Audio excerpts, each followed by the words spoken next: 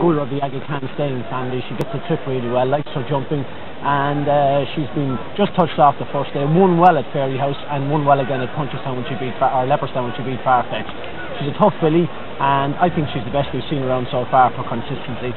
And if she wins here again and wins well, she's definitely entitled to be one of our leading fancies for the Daily Express at Cheltenham. And one of her opponents here is Pennine Tune, trained by Jim Bolger from Michael Keogh. Pennine Tune, a son of Pennine Walk, had a Jazz Tune in the mount of Kevin O'Brien, and finished third behind Lotion at Leopardstown in one of our best novice hurdles or juvenile hurdles this season. Yes, very consistent Pennine Tune as well. Decent animal on the flat with an 87 rating on the flat is pretty high. Only Yukon Gold is actually rated superior to it. Myself and Garboni are on the 88-87 mark. Pennine Tune was a decent flat horse and has come back overhauled well also. You remember the first day at Leopardstown, stumbled about 100 yards from the line and got rid of young Doc O'Connor, then went to Thurles and won well and ran a cracker there again the next time. Pennine Tune on offer at 7-2 or thereabouts, opened up at 3-1, has slipped out half a point. Kevin O'Brien, who rides a lot of Jim Bolger's horses now, also rides for everybody, but Kevin really on the top of his form this year, riding extremely well, and for my money no better rider riding in Ireland at the present time. I'm sure these lads always feel the pinch on a Sunday when you have the likes of Richard Dunwoody coming over now, and it really and truly you have to be at top form to secure the best rides with these lads available on a Sunday. Well, they're the second of those two going down. That's Yukon Gold, and there's no more interesting runner in the field hardly, because if there were no flights of hurdles in today's race, this fellow'd be a pretty warm favourite, I'd have thought. But this is his first run over hurdles. It's also his first run for Charles O'Brien. Charles O'Brien's first runner as a trainer, and I think big things can be expected of this fella in time, but whether he's going to cope this afternoon with the others, well, that remains to be seen. But he's won 4 times on the flat. He won his last 3 races. He beat Green Glen and Farfetched at Naas in October, the Naas November handicap over 1 mile and 3. He also won from Dershan and Bahi at Leopardstown, and Leicester rode him, in fact, when he won at the Curragh. I think he made just about all the running that day, and he won well then. So he's had a little bit of a break, coming back, making his debut over hurdles, and as I say, a first runner for Charles O'Brien. Tracy, what chance do you give him? I think he should run well, but I expect he will need the race. He's been schooling quite regularly on the Curragh, but I'd expect he'd find it hard to beat Shawir here. But I'd say he'd finish in the first 3. Well, there's not a lot of confidence about him in the ring. He opened up at 9-2, quickly went to 5s. You can now get 7-1 or better about Yukon Gold. Charles O'Brien with a real big reputation to live up to. Son of probably one of the greatest trainers of all time in any part of the world, and of course his brother David, who trained for just such a short time, made such a huge impact as well, training 3 Derby winners, English, Irish and French, and if Charles has to live up to that, well, he has 12-7 on his back from day 1. I don't think he'll be fazed by the performance of his father or brother, mind you. Charles is a laid-back type of fella and takes everything in his stride, and I'm sure that he'll take training in his stride as well, win, lose or draw this afternoon. Yukon Gold 7-1, but the favourite Shawaya still remains on 2-1. Shawaya in the orange colours with the brown hooped sleeves there, just partially hidden the sheepskin noseband. Green Glen on the near side of him, just hiding him, and one that is certainly a serious enough contender. He's the mount of Norman Williamson this afternoon, trained not far away on the Curragh by Neil McGrath. Green Glen was 6th behind Autumn Gorse at Leopardstown on Stephen's Day. We can hear now from Tony Sweeney what price about him and the others. Well, the real action to report down here is Shawaya.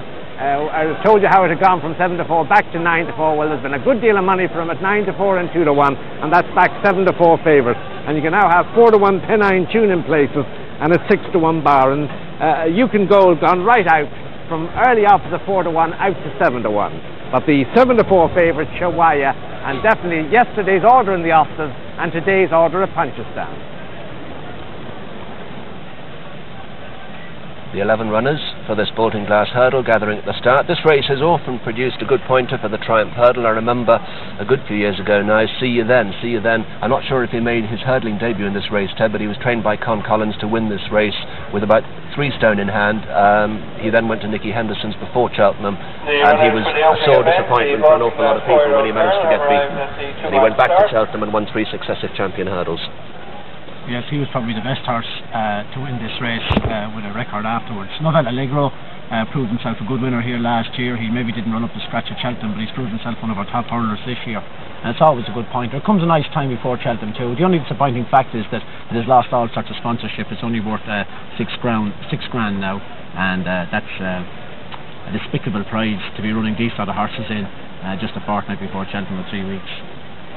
They're in the quartered colours walking away from us, the black and yellow quarters are the colours of Ray Rooney, and they're coloured today by their Garboni in the Ray Rooney colours. These colours have been carried to many successes in the past, notably by Golden Signet, the great Golden Signet, who was surely the best novice that we've produced in the last 20 years before he was tragically killed at Ayr in the Scottish Champion Hurdle. Following it, Garboni, one of 2, entered in the race by Dermot Well. Dermot also entered Open Market, a withdrawal from today. Rainbow Valley, number 3 in the spotted colours, white with the red stars. Shawaya is 7-4 favourite, Pennine Tune 7-2, 13-2 Title Dancer, 7-1 Yukon Gold, 8 Aegean Fanfare, all on 9-1 Stark Contrast, Green Glen and Patcherise, 10-1 Bar. Tony? Yes, they're about to be sent on their way. On the right of the picture, standing sideways on in the green colours, that's Green Glen, the mount of Norman Williamson. Alongside is Garboni, the favourite Shawaya, in the orange colours. Big sheepskin noseband on their way, and Aegean Fanfare well away on the far side and is the early leader. Aegean Fanfare leads them towards the first of the 9 flights, followed by Shawaya on the near side. Between horses is Patcherise, and they're followed by Pennine Tune, and then Winterbourne Abbas and Green Glen. Patcherise and Richard Dunwoody with a slight advantage as they race to the first, joined now by Shawaya on the near side. They're followed on the inner by Aegean Fanfare. Just behind these is Pennine Tune, and then comes Green Glen with Stark Contrast. Winterbourne Abbas on the rail as they come up past the stands, and Shawaya and Patcherise dispute the lead half a length in front of Aegean Fanfare on the rail. They're followed by Pennine Tune, then the white face of Stark Contrast. On the inside of Stark Contrast is Winterbourne Abbas, then Green Glen, and they're followed by Title Dancer as they swing sharply past the stands and face up to the second. Patcherise on the inside of Shawaya. They're followed 2.5 lengths back by Aegean Fanfare on the inside of Pennine Tune, then Stark Contrast with Winterbourne Abbas. Flight number 2, and Shawaya jumps on from Patcherise in second. A 3-length break to Pennine Tune. Aegean Fanfare on the inside in 4. Stark Contrast 5. Outside of Stark Contrast is Green Glen, then Winterbourne Abbas and Title Dancer.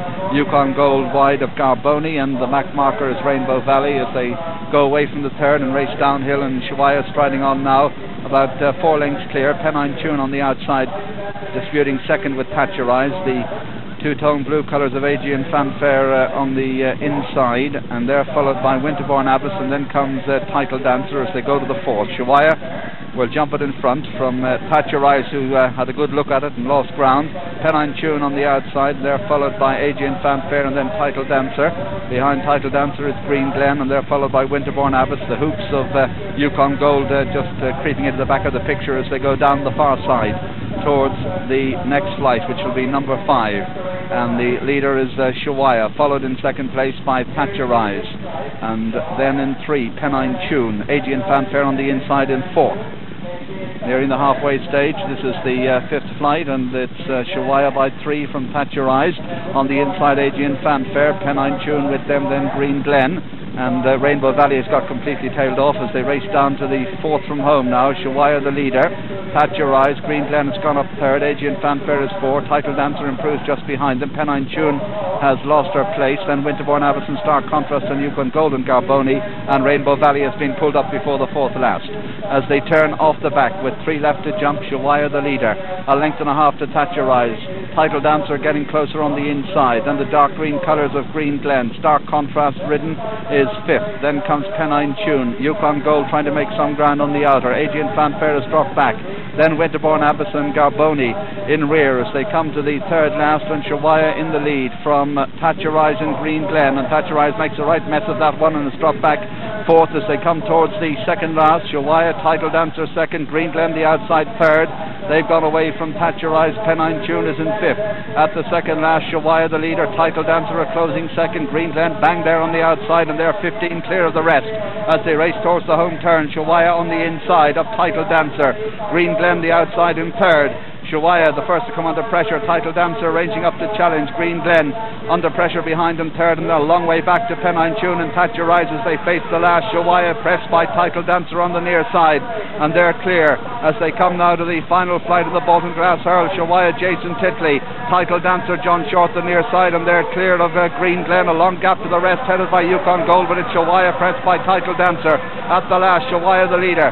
Shawaya over the last from Title Dancer on the near side, and they're clear from Green Glen and racing into the closing stages. It's Shawaya from Title Dancer. Shawaya is holding Title Dancer as they race up his side in the last 150 yards, and it's Shawaya who's going to make it. Shawaya's won it by about 3/4 of a length. Title Dancer second, a gap of 8 or 10 back to Green Glen, and a longer gap, 15 lengths or so, to Yukon Gold, who's fourth. Pennine Tune is fifth, then Garboni. They're followed by Thatcherize and Adrian Fanfare, Stark Contrast, and Winterbourne Abbas is last. So it's gone to the favourite, number 5. Shawaya makes it 3 in a row for the Mick O'Brien stable. Jason Titley, the rider. Well, these two animals fought out a great duel at Navan when they both had their debut over hurls, and they fought it out here again today with Shawaya just coming out on top. Shawaya for me is probably the best, the toughest anyway, 3-year-old we have in train. Title Dancer has come back to her very best and run her heart and soul out. Both of them set a real good gallop and dragged everything behind them. Green Glen, sure to win his maiden, just feeling the pinch a bit here off the last bend as these two go right away for a good victory here. Shawaya is a tough mare. She's not doing a whole lot when she gets to the front, pricks her old ears a bit as she approaches the last again when Jason eases down her a bit, and Title Dancer is answering every call for John Short here on the near side, and she jumps the last that little bit better and puts her back in contention again. Down to the last, Shawaya is holding her all the way. Just as she approaches the last, Shawaya pricks her ears a bit and has a look at it, gives Title Dancer a chance maybe to quicken at it a little bit, and for a few strides at the back of it looked like maybe Title Dancer was going to get at her again. But this filly in front has plenty left. She pricks her all ears, has a look at it, props a little bit, and the other filly lands with a little bit more zest at the back of it, and Jason has got to work at her again. He's just smacking her behind the saddle there. She's running on well for him, and she keeps pulling out that little bit all the way down to the line and wins snug enough. She's a very tough filly, very game, has never ever run a bad race since Michael O'Brien put her over hurls. This is her third winner in a row, a good gutsy performance, and she'll run a good race, and so will Title Dancer when they both clash, which I'm sure they will in the Daily Express at Cheltenham. They're two good tough fillies, and whatever beats them will have to win. Nice one for Jason Titley too. He hasn't had having the best of luck lately, but he's got back on the winning trail here in no uncertain terms. David Valentine leading the winner in, and all the money down the ring was well and truly justified. And this filly has landed, as Tony Sweeney said, plenty of bets at 3-1 this morning, coming in as short as 6-4 and 7-4 at the odds.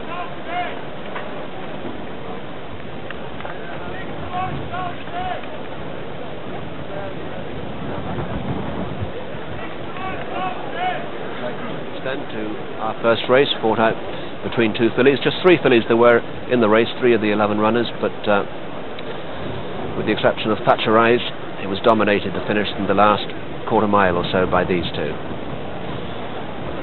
Shawaya winning her third successive race over hurdles, only once beaten. That was on her debut when making her debut over hurdles. And we can check on the starting prices now with Tony O'Hare.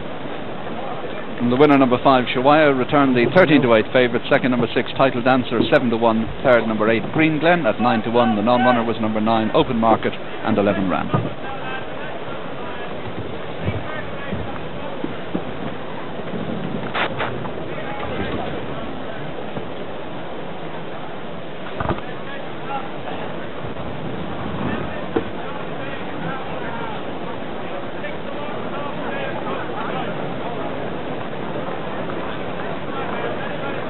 So Shawaya confirming her position as one of our leading juvenile hurdlers, and surely now she must go to Cheltenham, and she's going to be very tough to beat indeed. A good performance by her, and a good performance by Title Dancer as well. How many races will we win at Cheltenham? Last year we accounted for 2 successes. My View caused a few eyebrows to be raised when winning at 33 to 1, and Montelado took the inaugural Cheltenham bumper. The chances are that we'll win this year's bumper as well, but the question is, with what? 3 of our leading candidates are Heist, Winterbelle and Dramatic Touch, and we can review those performances, the performances of those 3 that send them to Cheltenham now, and we can start with Heist winning and showing a clean pair of heels to his rivals at Leopardstown on Ladbroke Hurdle Day. Inside the last quarter mile, Rhythm Section is the leader from Heist on the far rail. Diplomatic is in third. They're coming to the final furlong now, and it's Heist coming there strongly on the far side as the Rhythm Section begins to drift. Diplomatic's in third. They're inside the final furlong. Heist from Rhythm Section, and inside the last 150 yards, Heist and Stan Murphy the leaders, well supported in the market and racing up towards the line. Heist is going to take this newcomers race for the No Meat stable, completing a big day for him. Heist the winner, Rhythm Section, Diplomatic 3 and 4 is leading forward. Well, Heist showing a clean pair of heels to his rivals there, doing nothing wrong in the process. Teddy goes to Cheltenham with good hopes. He does. He came to Leopardstown with a big reputation, justified anybody who backed him, but he wasn't that clear-cut a winner on the day. But the second and third have both won since. They might not have been brilliant horses, but I think his reputation goes with the man who trains him as anything else. Noel has thought highly of this horse. He's got a pedigree to come up the hill in Cheltenham. He's a half-brother to Russell, a horse that won over 3 miles at Cheltenham, won the Stayers Hurdle, so there's no problem with that score. And as I said, Noel trained Tiananmen Square to be second in it last year. If he holds this fella as highly, and maybe he does, he'll be thereabouts. But I'd like to see him do a little bit more before I pencil him in as a Cheltenham bumper winner. Well, a man with the right reputation, right pedigree for Cheltenham is Liam Brown. Now, he trains Dramatic Touch, 2 runs, 2 wins, and pretty impressive. Yeah, I was very impressed with this horse. He skated in the first day and carried his penalty well and won in a canter the next day. What I like about him is he turns in to the straight at Leopardstown as if he's going to be in a little bit of trouble, but the closer he gets to the line, the further away he goes. I think he loved the Cheltenham Hill, stays really well. As I said, Liam has a great record at Cheltenham as well with Mr. Kildare and Slaney Idle, so he'll know exactly what's needed there as well. Black Avenue, and on the inside Dramatic Touch. Dramatic Touch is going to lead them off the turn. Making ground the outside is Temple Rainey, and as they straighten up, Dramatic Touch from Temple Rainey on the near side. In third is Black Avenue. Dramatic Touch from Temple Rainey. These 2 battling it out. Dramatic Touch over on the far side, staying on the stronger inside the final furlong. It's Dramatic Touch who's stretching away from Temple Rainey as they race well inside the final 200 yards. Dramatic Touch keeping up the gallop and going further away as they go up towards the line. Dramatic Touch wins it well in the end by a good 10 to 12 lengths. And years prick, Ted. What about Winterbelle? What chance of him? Well, he's done everything that's been asked of him, but he's a workman-like sort of horse. When he gets there, he doesn't do any more. Again, he's from a great bumper stable of Paddy Prendergast Jr. He came here to Punchestown, landed some nice touches when he won there. He's got a terrific flat pedigree, and he went to Leopardstown and won a winner's bumper again. He's a workman-like type of horse. I thought turning into the straight at Leopardstown he was well beat, but at the line he won. There was a lot of horses well fancied in the race, and he won. Obviously, I'd like to see him do a little bit more before you pencil him in as a Cheltenham winner, but watch him here now. He's a game horse.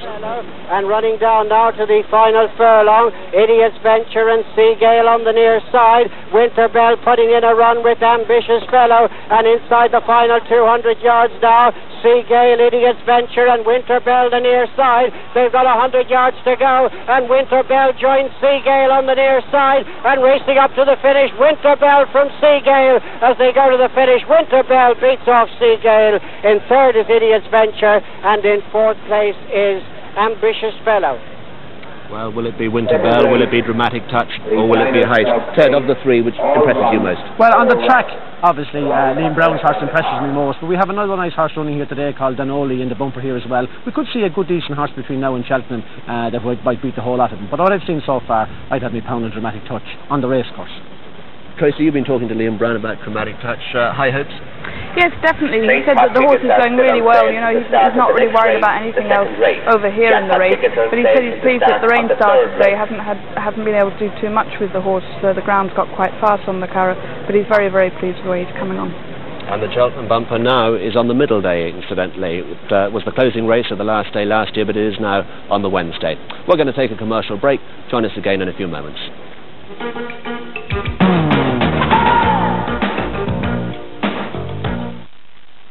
A recent survey recommends we reduce our fat intake. so it might help to know that in a single bite of fruitcake, there's more fat than you'd find in an entire bowl of Kellogg's Rice Krispies with skim milk. Kellogg's cereal, they're low, low, low in fat. Dime potato waffles, a waffly versatile. Grill 'em, bake 'em, fry 'em, eat 'em. Waffly versatile.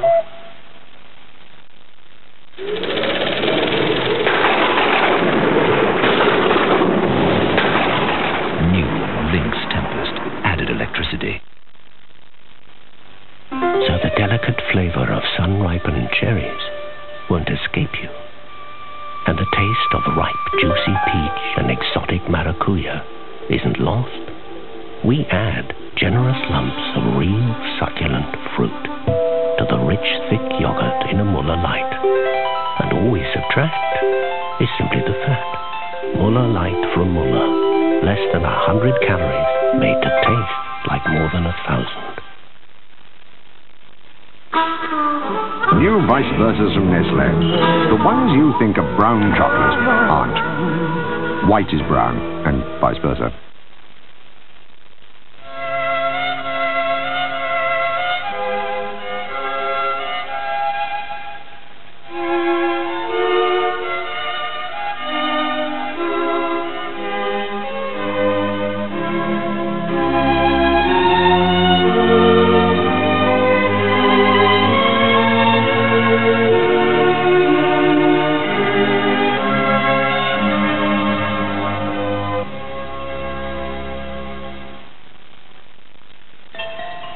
Take the wheel of the new Peugeot 405 with its unique ICD road handling system, and you know you've had this feeling before. A feeling of total control and the confidence to handle whatever the world throws at you.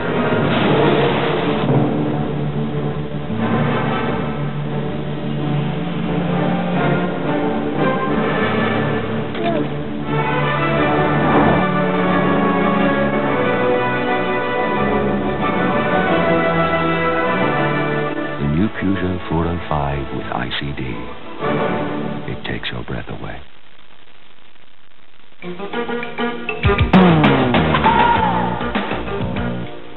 Welcome back to Punchestown. Shawaya confirmed the winner at 13-8. Well, the name O'Brien has been synonymous with top-class thoroughbreds for more than 50 years. Father Vincent, we know all about him. He's as famous as he is at Punchestown or Epsom or Newmarket or further afield. And David, Vincent's eldest son, well, he stepped into the limelight briefly and he was successful at Epsom as well. But the latest of the O'Brien family to try his hand at the training game is the youngest son, Charles, who just a few minutes ago, saddled his first runner in Yukon Gold. Charles, welcome to Punchestown. Were you happy enough with Yukon Gold? Yes, we were, Robert, to be honest. It was his first run. It was a pretty hot contest, but he jumped well. He's very lazy without the blinkers. He was only ever any good on the flat when he had the blinkers on, but I didn't really want to run him first time out with them on. So the future's ahead of him, I think. And the future's ahead for you. You were born into racing, it might be said. Was there ever any time that you mightn't have been involved in racing? Well, I flirted briefly with having a serious profession. I did accountancy for a while, but it never really held much attraction for me, to be honest. As did David, and he gave up the accountancy then for the training? Yeah, and he made a good call as well. What made you move away from Ballydal? You're training your horses on the Curragh.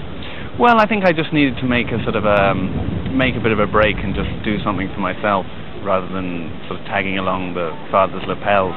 I think I just needed to make a clean break for a while. Well, you've learnt from the greatest master of them all. What do you think made your father special? Pretty tough question. I suppose it's probably a gift more than anything, to be honest. It's probably something you never learn. But then, there's a certain amount you can do. It's attention to detail. It's just making sure. I mean, there's so many things that can go wrong. What you've got to do is just minimize the risk of anything going wrong. Well, he started off with a hurdler. Your father started off with jumpers. But are you going to be more involved on the flat? Yes, I am. I've really only got 2 hurdlers. It's chiefly flat. I have about 15 2-year-olds. And I mean, this horse will go back on the flat now this season as well. And anything showing particular speed on the Curragh? Do you think I'd tell you? Probably not. No, I wouldn't. Charles, thanks a lot for joining us. No, Tracy.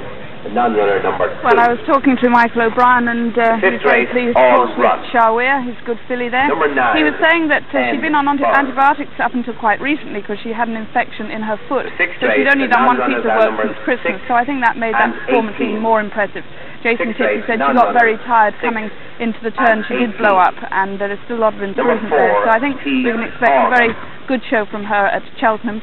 And Michael was saying that she likes to go off in front. She seems to jump better in front, and she does enjoy good ground underneath her feet. So I think we've got a good chance at Cheltenham with Shawea. We're going to go on to the next race now. This is the Diners Club Steeplechase, £12,000. It's over 2 miles and 2 furlongs. There's only 4 runners in this, and of course we're expecting a big show from Soft Day, who is number 1, and the Mount of Tom Cass. Number 2 is Third Quarter, Richard Dunwoody. 3, Sarah Emma, Charlie Swan, and 4, Kalani Graduate, the Mount of Norman Williams. The next race, the second race, jackpot tickets on sale to the start of the third race. You're clear, Charles.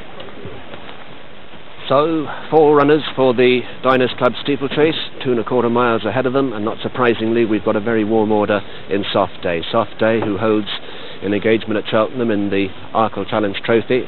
There he'll meet the likes of Wonderman and Sibyllin, but he's got an easy enough task this afternoon. He's the 5-2 favourite. Kalani Graduate is 5-1, Third Quarter is 6-1, and Sarah Emma, the outsider of the party, at 7s. Address and telephone number on the back of your losing bookmaker's ticket, and put them in the draw boxes located at the entrance to the restaurant and on the wall facing the back of the grandstand. Entries can be and the first that we see for the Diners Club Steeplechase is Sarah Emma. Sarah Emma, the only mare in the race, trained by Homer Scott, and Sarah Emma, a daughter of Wolverhollow, out of Star Vision, the mount of Charlie Swan this afternoon. She was no match for Ebony Star last time out at Navan in a handicap chase over 2 miles, but she was runner-up to Third Quarter at Fairyhouse before that, and she was a pretty good third behind How's the Boss at Leopardstown. Ted, she's the outsider of the field, 7-1. She's going to collect 600 quid even if she does finish 4th. Do you think she might finish a little nearer? She could well do. I mean, her last couple of runs haven't been as good as she was early on. She won 4 or 5 early on in the season and looked a little bit special. But she's had plenty of race, and she maybe has tapered off a little bit as well, and she might not just be as good as she was. Her last run behind Ebony Star at Navan was a little disappointing, and she was well beaten by Third Quarter at Fairyhouse. But her run behind How's the Boss at Leopardstown will put her in with a better chance for that. She's a better mare than her last runs would make her out to be, but she may have just tapered off a little bit at the moment, and you'd like to see her come back to what we saw early on in the autumn. And if Soft Day wins this one, he'll be the second favourite to oblige. We can go to Tony Sweeney now and hear about that first race success. Yes, Robert, well, the Triumph Hurdle reaction to it, and I know Ted thought that the winner is likely to run a big race at Cheltenham. Well, the bookmakers are currently going 20-1 about Shawaya for the Triumph Hurdle. But then it's a wide open betting race. In fact, it's probably the most open betting Triumph Hurdle I can remember. And Sean Graham reports that they're still going 10-1 the field. The David Nicholson trained Beauchamp Grace, that's won 4 in a row. That's on offer in Ireland at least at 10-1, a bit less over in England, where apparently they got stuck up with the horse at 33-1, 25-1 and 20-1 in the process of his building up that 4-timer. But he's the favourite. But Shawaya, the Irish filly that you've just seen win here, the Baltinglass Hurdle, that's now on offer at 20-1. Well, 20-1, I mean, it's a bit of each way value. I mean, the Daily Express has been won by 50-1 shots and 100-1 shots over the years. Any horse with any semblance of a chance should be entitled to take his at the line-up. As Robert said, we saw See You Then getting bowled over there by, I think, was it Northern Treasure beat him? Was it Eddie O'Grady's horse beat him on the day, I think? It was owned by Frank Conroy, that's right. It was certainly Northern Game. You know, and it's funny too, it reminds me of Cheltenham. He was a 33-1 shot on the day, and there wasn't a cheer from when he came back in except for the supporters of Frank Conroy. So people definitely cheer through their pockets. Here we have a red hot favourite. I'm sure not too many are after investing in this fella at 5-2 on, and he looks like on his favourite track here at Leopardstown or at Punchestown that he should be hard to beat. He's a horse that has one left-handed and one right-handed, but I think connections feel he's just that little shade better going right-handed. It was very impressive when he won Novice here back on the 6th of December. He really skated in, most impressive I've seen him, and he put up a workman-like performance at Leopardstown since. And we can see more of Soft Day and the other 3 runners after this commercial break. In the second race, number 1, Soft Day,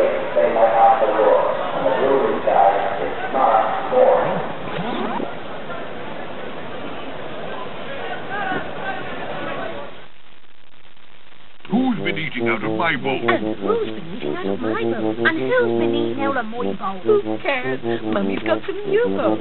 Say 8 tokens from special packs of Kellogg's Cornflakes and collect your free cereal bowl at participating Esso stations. Nice bowls. Shame those beds are so lumpy. Free cereal bowls from Kellogg's Cornflakes. After most meals and snacks, plaque pH can fall to levels where acid starts attacking teeth. These attacks can last for up to 2 hours, increasing the risk of tooth decay.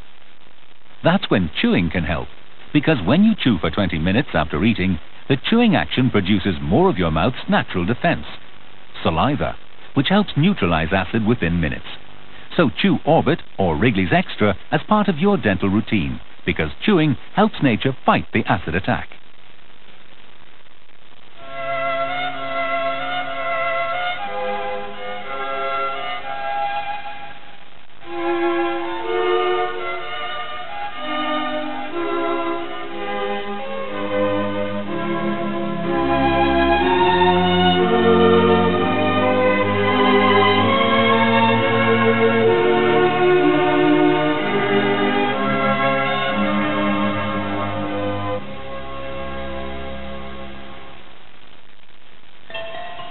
Take the wheel of the new Peugeot 405 with its unique ICD road handling system, and you know you've had this feeling before.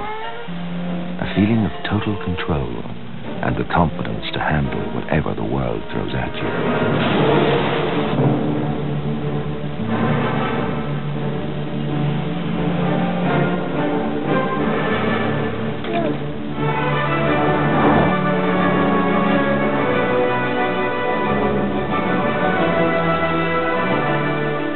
Peugeot 405 with ICD. It takes your breath away.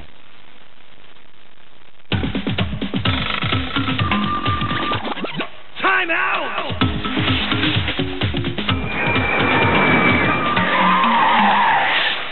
Time Out is crisp wafer biscuit, delicious Cadbury's flake, covered in Cadbury's Dairy Milk chocolate. So, whatever the time, when it's that time, it's Time Out time. Ooh. New from Cadbury. Time out!